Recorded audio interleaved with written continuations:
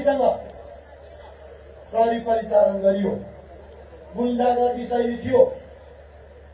जुन शैलीसँग अन्तिम इच्छा के छ भनेर सोधियो। म चितवनबाट भन्न चाहन्छु अन्तिम इच्छा के छ।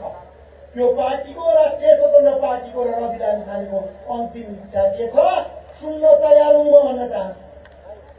यो देशमा किसानको मुहारमा हाँसो ल्याउने अन्तिम इच्छा छ। यो देशको युवा पलायन रोकेर युवाहरूलाई रोजगारी सिर्जना गर्ने अन्तिम इच्छा छ। यो देशमा दलीयकरण र भ्रष्टाचार विरुद्ध सशक्त आवाज बोकेर विधिको शासन स्थापना गर्ने अन्तिम इच्छा छ।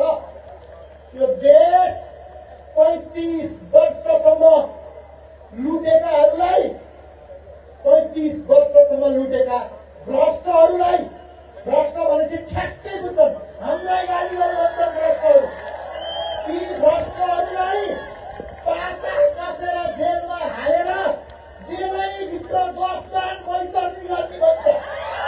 10 दान बैतरनी जेलभित्र गर्ने भन्छ।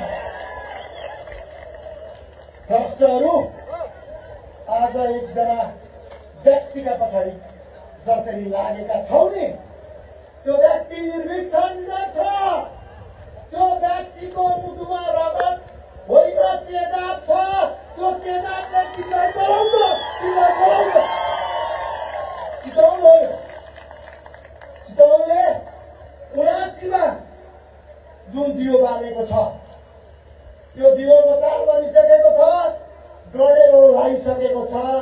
84 मा त्यो डढेलोमा तिमी खाक बन्दैछौ भ्रष्टहरू। करिब 1 लाख मत त्यो चितवनको बिउ मत, 11.5 लाख त्यो पवित्र मत, त्यो पवित्र बिउ मत आज देशैभरि जागृत युवाहरूको साथ, वृद्ध बाबाको आशीर्वाद 84 मा खेप्न